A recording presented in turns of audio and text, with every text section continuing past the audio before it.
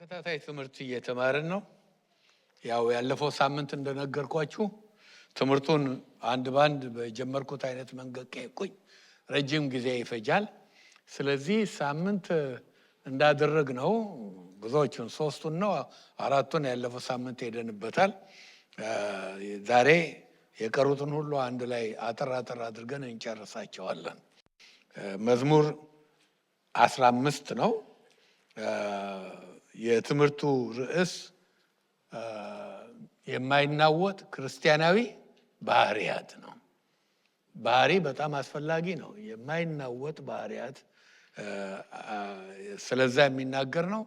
እንነሳና ከእግዚአብሔር ቃል እናነባለን። ከዛ አጠር አድርገን በሰዓታችን እንጨርሰዋለን። አብረን እናንብብ። አቤቱ በድንኳን ውስጥ ማን ያድራል? በተቀደሰውም ተራራ ማን ይኖራል? በቅንነት የሚሄድ ጽድቅን የሚያደርግ በልቡም እውነትን የሚናገር በአንደበቱ የማይሸነግል በባልንጀራው ላይ ክፋትን የማያደርግ ዘመዶቹን የማይሳደብ ኃጢአተኛ በፊቱ የተናቀ እግዚአብሔርንም የሚፈሩትን የሚያከብር ለባልንጀራው የሚምል የማይከዳም ገንዘቡን በአራጣ የማያበድር በንጹህ ላይ መማለጃን የማይቀበል እንዲህ የሚያደርግ ለዘላለም አይታወቅም። አርስቱ የወጣው ከዚህ ከመጨረሻው ቁጥር ነው። 5 ቁጥሮች ናቸው ያሉት። 2 ጥያቄዎች ይጠይቃል። ለሁለቱ ጥያቄዎች በመንፈስ ቅዱስ ተመርቶ ዳዊት 10 መልስ ይሰጣል። እነኛን ነው ስናይ የከረምነው። እንጸልይና ቶሎ ብለን እንጨርሰዋለን። እግዚአብሔር ሆይ እናመሰግናለን ስለዚህ ቃልህ እስከ ዛሬ ድረስ ስለረዳህን ቃልህን እንድናውቅ እንድንማር ስላደረግን እናመሰግናለን። በቃልህ እንደተጻፈው ልጆችሽ ሁሉ ከእግዚአብሔር የተማሩ ይሆናል የልጆችሽም ሰላም የበዛ ይሆናል ይላልና ቃልህ እግዚአብሔር ሆይ አሁንም ቢሆን ከአንተ እንድንማር ሰላማችንም እንዲበዛ እጸልያለሁኝ። ሁላችንም አስበን በኢየሱስ ክርስቶስ ስም አሜን። ጥያቄዎቹ 2 ናቸው። በተቀደሰው ተራራ ላይ ማን ያድራል? ለአንድ ቀንም ለሌላም ሊሆን ይችላል ለአጭር ጊዜ። ከዛ ቀጥሎ ደግሞ ማለት በድንኳን ቀጥሎ በተቀደሰው ተራራ ላይ ማን ይኖራል? ታቦቱ ባለበት፣ መቅደሱ ባለበት፣ የእግዚአብሔር ክብር በሚገኝበት፣ የእግዚአብሔር መገኘት ባለበት፣ ብዙ ጊዜ ደጋግሜ እንደተናገርኩት የሸካይናው ክብር ባለበት ማን ይቆያል? እግዚአብሔር ፊት ለመቆየት የሚችል ሰው ማን ነው የሚል ጥያቄ ነው። 11 መልሶች አሉት። አሳጥረን 10 አድርገናቸዋል 2ቱ ስለሚመሳሰሉ እና እነኚህን ነገሮች ስንመለከት ነው የቆየ ነው። እነኚህ ነገሮች እንግዲህ እግዚአብሔር ከኛ በፊቱ ስንገኝ ለአምልኮ በፊቱ ስንገኝ ላያቸው የሚወዳቸው ነገሮች ናቸው። ለአምልኮ ብቁ የሚያደርጉ ነገሮች ናቸው። ኳሊፊኬሽንስ ናቸው። ግን አሁን ትምህርቱን ከመጨረሴ በፊት አንዳንዶቻችሁ እንዳትደነግጡ ይሄን ልነግራችሁ እወዳለሁኝ። እግዚአብሔር እነኚህን ነገሮች በእኛ ሕይወት ውስጥ ሊያያቸው ይፈልጋል። ማን ነው? እነኚህን ነገሮች ጥለን ሊያያቸው ይፈልጋል። እነኚህ ነገሮች በሕይወታችን ውስጥ ካሉ አምልኳችንን ያበላሻሉ። እግዚአብሔርን የማያስደስቱ ነገሮች ናቸው። ሳምንት ያየናቸው ከዛም በፊት በዝርዝር እንደውም ስንማራቸው የቆየናቸው ነገሮች። አሁን ይህን ማለት ታዲያ እግዚአብሔር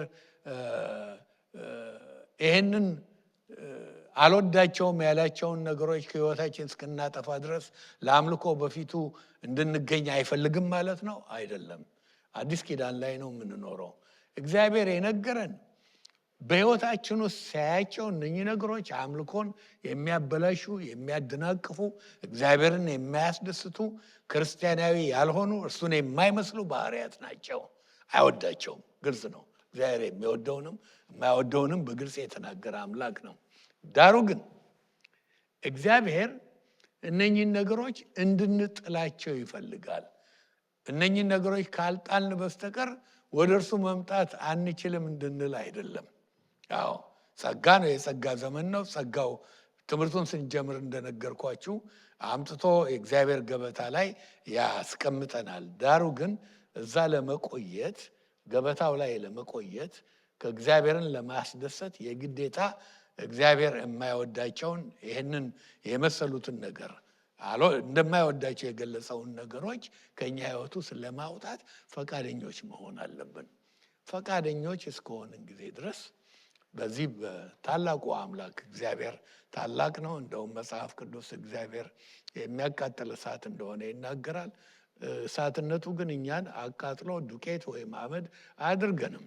የሚፈልገው እግዚአብሔር ፈቃደኞች ከሆንን ስናመልክ የአምልኮ ሰውን ይቀይራል። ከሚቀይርበት መንገድ አንዱ ይሄ አምልኮ በምናደርግበት ጊዜ መገኘቱ ለእኛ ቅርብ ሲሆን ህይወታችን ውስጥ ያሉትን ይህንን የመሰሉትን ነገሮች ያቀልጣቸዋል። ግን ፈቃደኝነት ከሌለን እግዚአብሔር በግድ አስገድዶ ምንም አያስደርገንም። እንኳን እግዚአብሔር እኔ እንደማምነው መጽሐፍ ቅዱስም እንደሚደግፈኝ ሰይጣንም እንኳን አስገድዶ ማንንም ምንም አያስደርግም። ሰይጣን ጥሩ ነጋዴ ነው። ጥሩ ነጋዴ ነው። ጥሩ ምንድነው ይሄ? አንዳንድ ሰው የመጥቶ ይሄን ብትገዛ ይሄን የመሰለ ነገር ይላል አይደለም። ሴልስ ማን ነው መጥቶ ሁሉን ነገር ያቀርብልናል። እንዴት በጊዜው አሁን ነጋዴዎች ክረምት ሲሆን ቦት አይደለም ጥላ እንደሚያዘጋጁ በሰዓቱ በጊዜው በደከምንበት ሰዓት ለኛ የሚስማማውን ነገር ያመጣና ይሄን ብታረግ ይሄ ቆንጆ ነው እንዲህ ቢሆን ይላል እንጂ አይገፋም። ማንቁርቱን ይዞ ያስጠጣው፣ ማንቁርቱን ይዞ ዝሙት ያስደረገው፣ ማንቁርቱን ይዞ እዛ ቆሞ በል ሰው ግደል ያለው ማንም የለም። ግን ይመጣል ወደ አእምሯችን ሐሳብ ይሸጣል። ከገዛ ነው ሰው ፈቃድ አለው። ከፈቀድን ነው። እግዚአብሔርም ከፈቀድን እነኚህ ነገሮች ከህይወታችን ውስጥ ሊያቀልጣቸው ይችላል። ያን ማለት ነው እንጂ ይህን እስከምናደርግ ጊዜ ድረስ እኔ ይሄን ወይም የዘረዘርናቸው የተማርናቸው ነገሮች ስላሉብኝ እኔ እግዚአብሔርን ላመልክ አልችልም እንድንል አይደለም። የተማርነው በቂ ስለሆነ ብዙዎቹን እንዴት እንደምናያቸው ስለተረዳን ባሳለፍነው ጊዜያቶች ከዚህ በኋላ ያሉትን ነገሮች ያልኩኝ ሳምንት አጠፍ እያደረግን ልንጨርሰው ይገባል እና ዛሬ ጨርሳለሁ ብዬ ነግራቸዋለሁኝ። ያለፈው ሳምንት ክፋትን የማያደርግ ይላል። ክፋት መጥፎ እንደሆነ ተነጋግረናል። እንደውም በኃጢአትና በክፋት መካከል ያለውን ልዩነት እንኳን ነግራቸዋለሁኝ። ኃጢአት እግዚአብሔርን ያሳዝናል፣ ከሁሉ በላይ እኛን ይጎዳል። ኃጢአት በማድረጋችን ዋጋ ምንከፍል እኛ ነን። ክፋት ግን እኛን ብቻ አይደለም። ክፋት ሌላውን ለመጉዳት የሚደረግ ነው።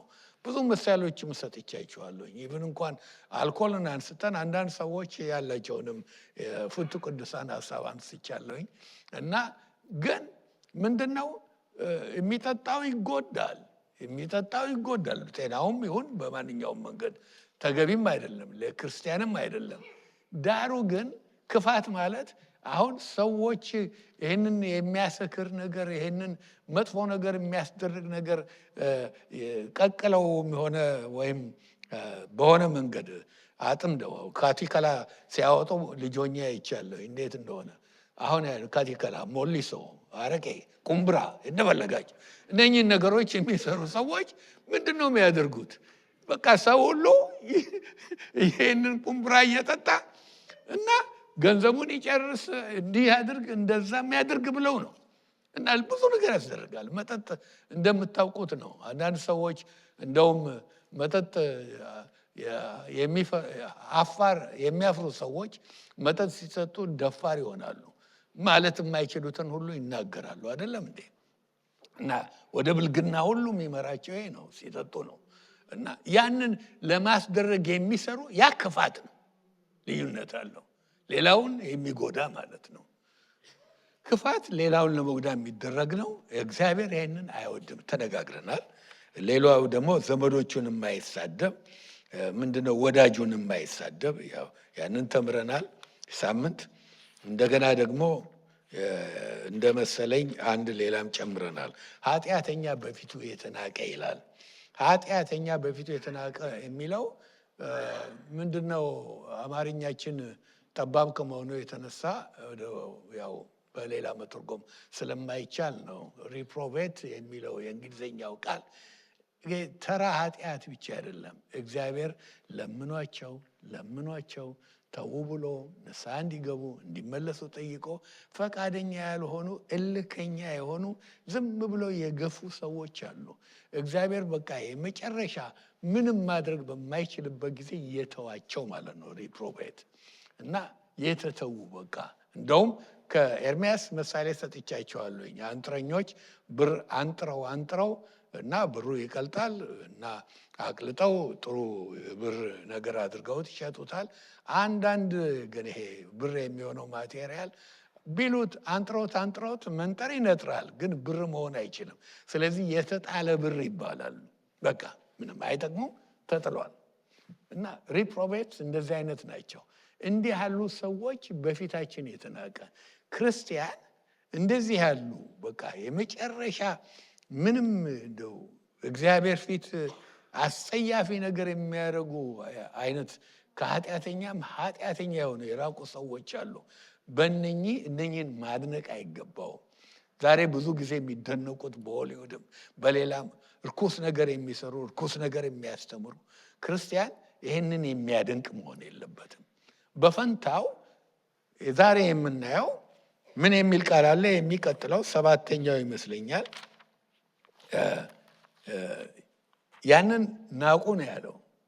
አሁን ማክበር የሚገባንን ያሳየናል። ምን ብሎ ይናገራል? እግዚአብሔርን የሚፈሩትን የሚያከብር ይላል። እግዚአብሔርን የሚፈሩትን የሚያከብር። እግዚአብሔር ቅዱስ ነው እና እግዚአብሔር ታላቅ ነው፣ አምላክ ነው፣ ፈጣሪ ነው። ይህንን እግዚአብሔርን የሚያከብሩ ሰዎች ሊከበሩ ይገባቸዋል።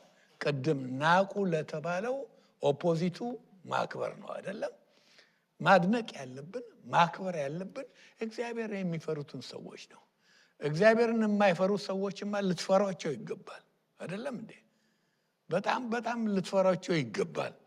እግዚአብሔርን የሚፈሩትን ሰዎች ግን ማክበር አለብን። እግዚአብሔር ምን ብሏል? የሚያከብሩኝን አከብራለሁ።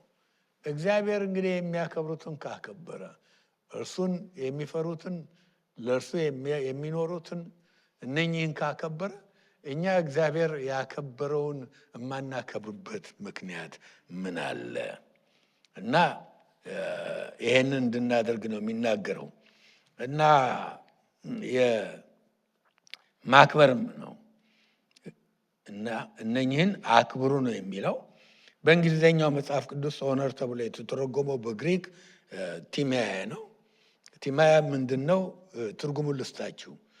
ቱ ፕራይዝ፣ ዋጋውን በቃ ታወጡለታላችሁ፣ ወይንም ፊክስ ቫሉዌሽን አፖን እና ይህን ያክል ነው የከበረው፣ ይህን ያክል ነው የዚህ ዋጋ ትላላችሁ ማለት ነው። በኢምፕሊኬሽን ምን ማለት ነው?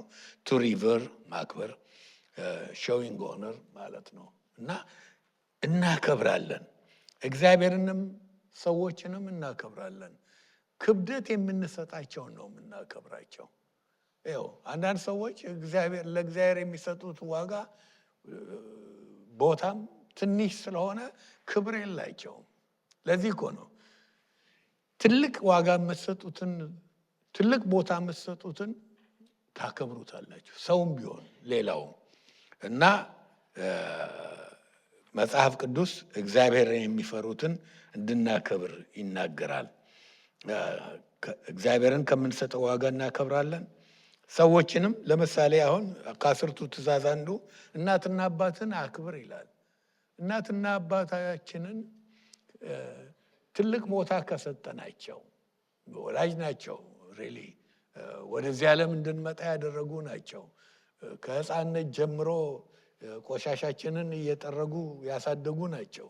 ይህን ሁሉ በማየት ክብር ከሰጠናቸው እና ሊከበሩ የሚገባቸው ናቸው። መጽሐፍ ቅዱስ ያዛል።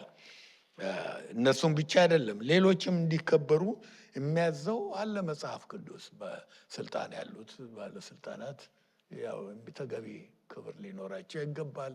እግዚአብሔርን የሚያገለግሉ መከበር አለባቸው። እንደውም አንዳንዶቹ እንዲህ የሚያደርጉት እጥፍ ሊከበሩ ይገባል ይላል። እና ምን አይነት ዋጋ ነው የምንሰጠው ለሰዎች? ጌታ እንግዲህ በተቀደሰው ተራራ በሸካይናው ክብር ፊት ስንቆም ማየት የሚፈልገው እንዲህ ያለ ነገር ነው። በእኛ ህይወት ውስጥ እግዚአብሔር ያከበራቸውን ሰዎች ማክበር ተገቢት ነው። ለጌታ ካላቸው ፍቅር የተነሳ፣ ለጌታ ካላቸው ፍርሃት የተነሳ በቅድስና በዚህ በአሁኑ ዓለም በአስቸጋሪ ጊዜ የኖሩት ብዙ ጊዜ በዚህ አይነት መንገድ የተመላለሱትን አይተን መናቅን እንዲሁ እንደ ቀላል ማየት አይገባም። ሊገባቸው የሚያስፈልገውን ክብር ልንሰጣቸው ያስፈልጋል። አንዳንዶች እግዚአብሔርን ሲያገለግሉ ብዙ ዋጋ ከፍለዋል። እነኚህ ሊከበሩ ይገባቸዋል።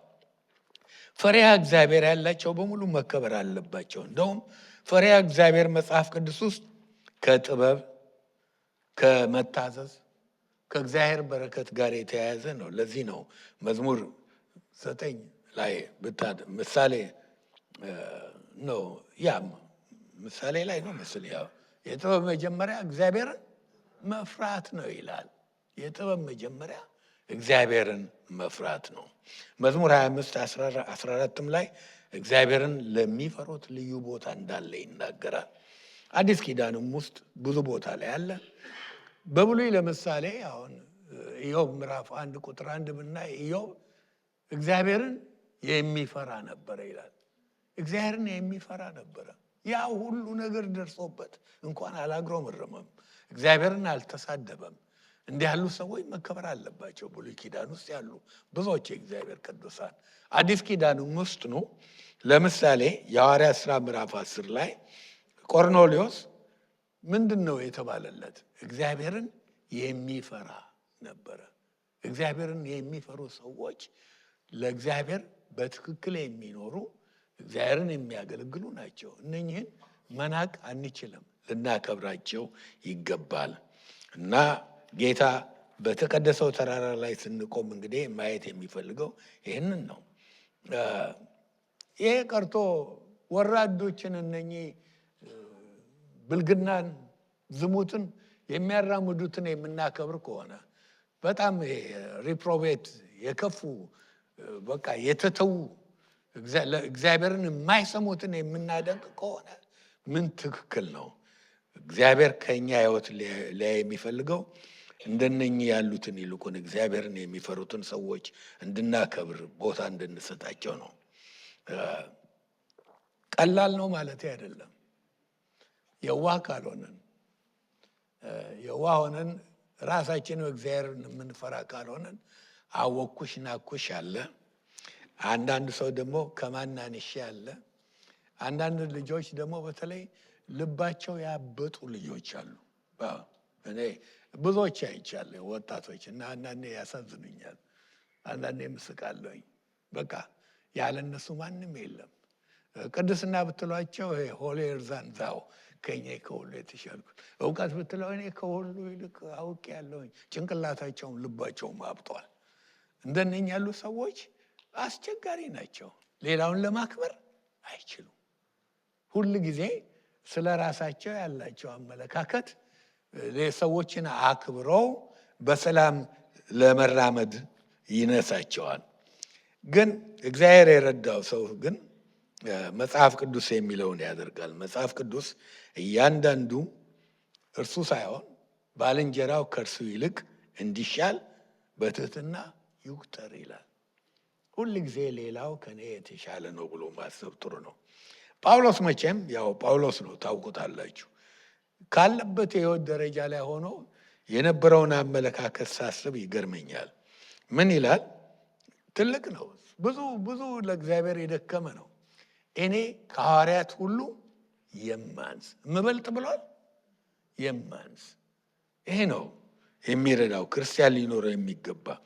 እንደውም ከቅዱሳን ሁሉ ያነስኩ ብሏል ኤፌሶን 3:8 ላይ። የመጀመሪያውን የነገርኳችሁ ከሐዋርያት የማንስ የሚለውን በአንደኛ ቆሮንቶስ 15:9 ላይ ነው ያለው።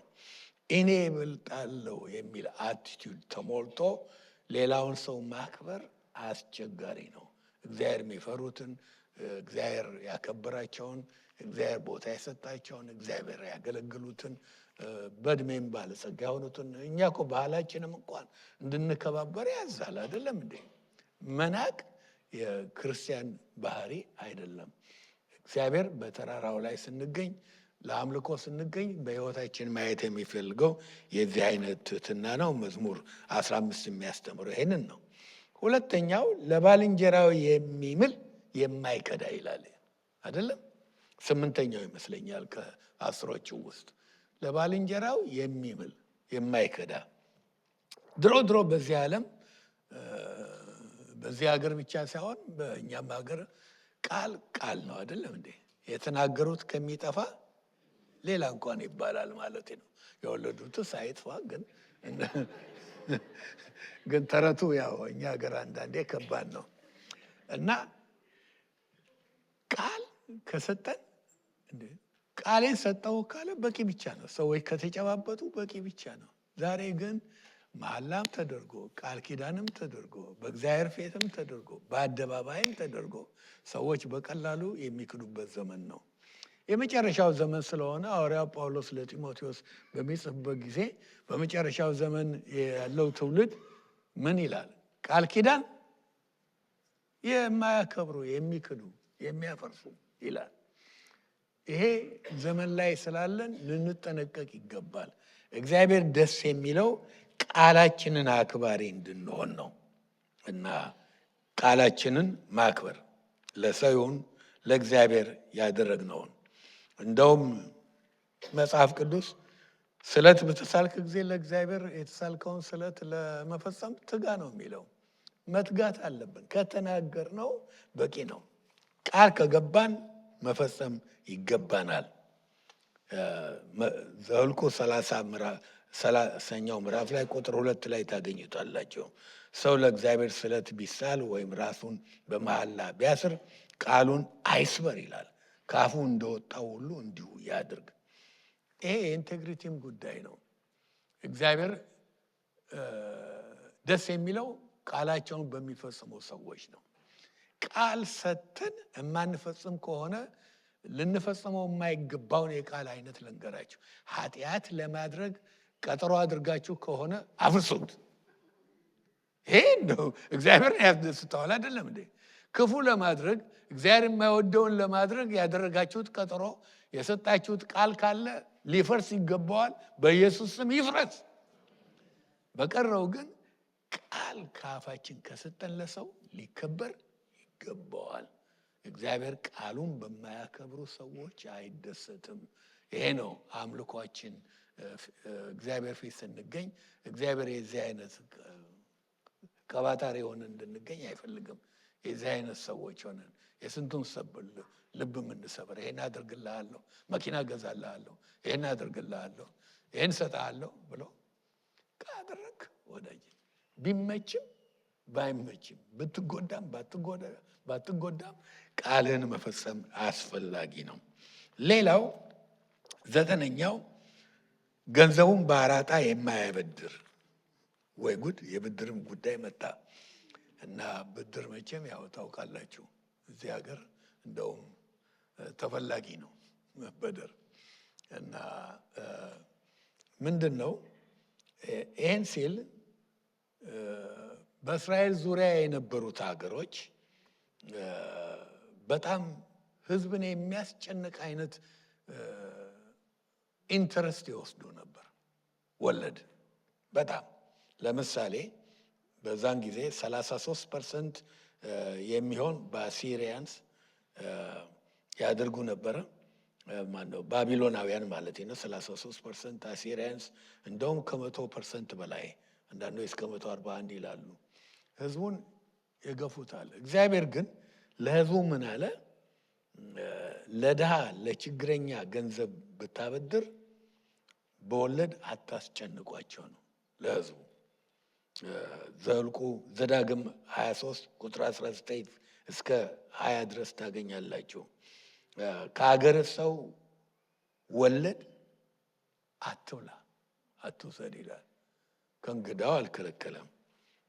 ወለድ የሚለው ቃል በዕብራይስጡ ነሲች ነው። ምን ማለት ነው?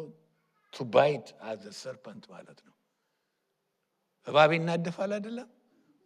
ወለድ ማለት ዕብራይስጡ ልክ ነዳፊ ነው ማለት ነው። ይነድፋል አይደለም እንዴ? በጣም ከባድ ነው።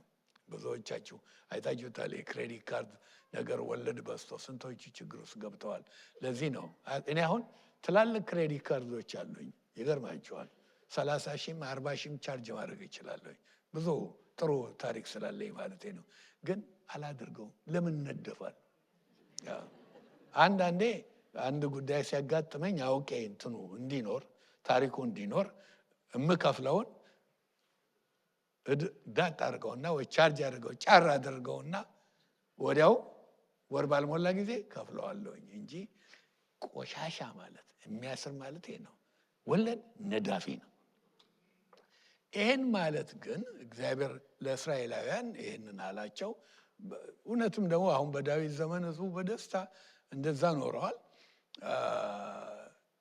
ግን እግዚአብሔር አሁን ያለውን በሀገራችን እዚህ በአሜሪካ ወይም በኢትዮጵያም የትም አለ ኮሜርሻል ሎን ወይንም ብድር መበደር፣ የባንክ ብድር እነኝህን መቃወሙ አይደለም። እንዳልሆነ የምታውቁት ክርስቶስ በሰጠው የመክሊት ምሳሌ ላይ ምን ብሏል? አይደለም እንዴ? ያ አንድ መክሊት የነበረ የቀበረውን ምንድን ነው ያለው? ልታተርፍበት ይገባ ነበር። አልተቃወሙም ወለድን። ዳሩ ግን ክርስቲያን ርኅራኄ ሊኖረው ይገባል። አይደለም እንዴ? እና እስራኤላውያንን ያዘዘው ለዚህ ነው። ለድሆች ለራስ ህዝብ ወለድ አትብላ። አንዳንድ ሰዎች በዝባጭ ናቸው፣ ያበድራሉ። ትንሽ ብር ያበድሩና የስንት ሰዎች ንብረት ይወስዳሉ።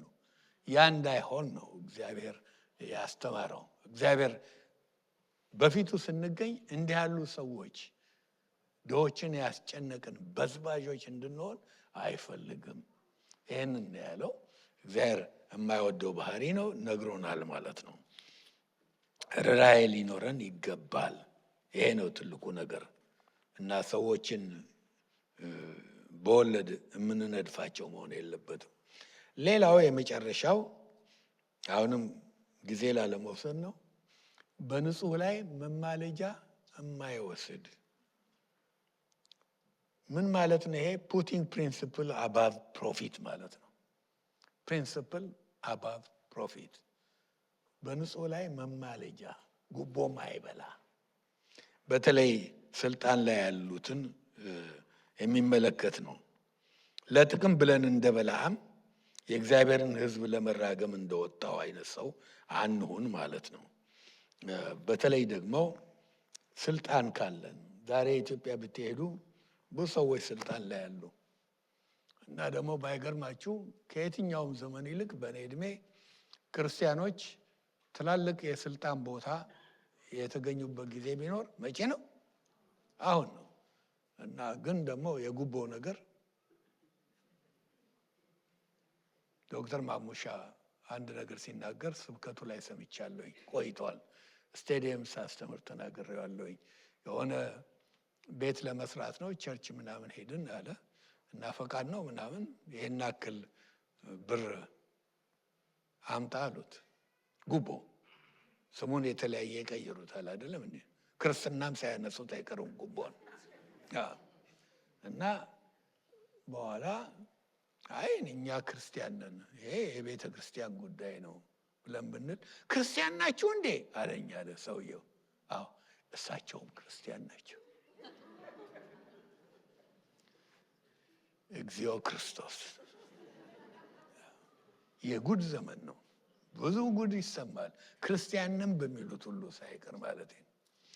እግዚአብሔር በዚህ እንደማይደሰት ተናግሯል። ለአምልኮ እንዴት ክርስቲያን ሆነው ለአምልኮ ይቀርባሉ? እንዲህ ህዝብ እየበዘበዙ ጉቦ እየበሉ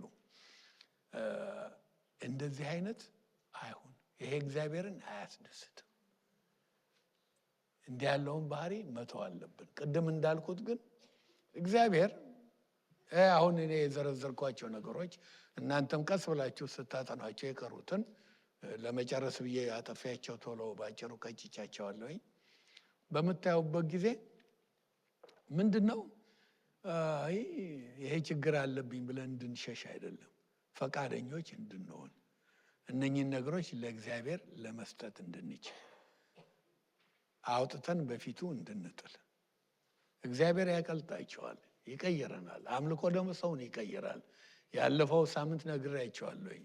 ልክ በመስታወት ውስጥ ፊት እንደሚብለጨለጭ አይደለም እንዲህ ያለው፣ ከክብር ወደ ክብር እንለወጣለን ነው የሚለው። ያንን እያየን መስታወት አሁን ስታየው የሚነግራችሁ የሚያየውን ነው አይደለም እንዴ? ተስፋን አይተው መንግስቱ ነው አይልም፣ እኔን ነው የሚያሳየው። እንደዛው ስናመልክ አምልኮ ይቀይራል። እግዚአብሔርን ባህሪ እንቀዳለን፣ እግዚአብሔርን እንመስላለን። የምንፈነጥቀው ማንን ነው? ያየነውን ነው።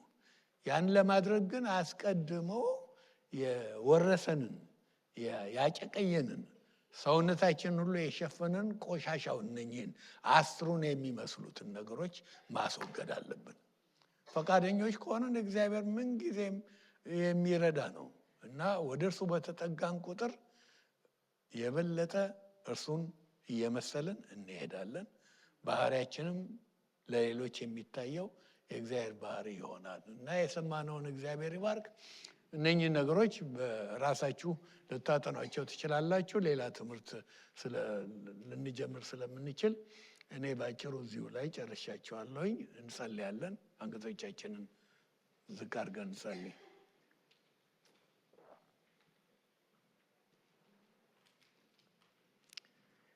እግዚአብሔር ሆይ ታስጀምራለህ፣ ታስጨርሳለህ። ጌታ ሆይ ትምህርት ከጀመርን ጀምሮ ብዙ ተናግረህናል፣ ብዙ ሰምተናል። የሰማነው እንዳይሰረቅ ከሰማነውም እንዳንወሰድ እርዳን። እግዚአብሔር ሆይ እዚህም ቁጭ ብለን ኦንላይንም እናድምጥ። እግዚአብሔር ሆይ አንተ ታላቅ አምላክ ነህ፣ የምትናገር አምላክ ነህ። የነገርከን እግዚአብሔር ሆይ አይቻልም ብለን እንድንጠፋ አይደለም። ለአንተ ሁሉ ይቻላል፣ ትረዳለህ፣ ትደግፋለህ። ነገር ግን ፈቃደኞች ሆነን ከባዱን አንተ ማትወደውን ነገር በእግር ፊት እንድንጥል እንድናስወግድ ነውና አሁንም ያለ ማድረግ እንድንችል በመንፈስ ቅዱስ እንድትረዳ እንጸልያለሁኝ። እግዚአብሔር ሆይ የቀረውን ከሰዓት በኋላ ጊዜያችንን ባርክልን። ስለነበረ መልካም ነገር ሁሉ ክብር ሁሉ ተጠቅልሎ ለአንተ ይሁን፣ በኢየሱስ ክርስቶስ አሜን።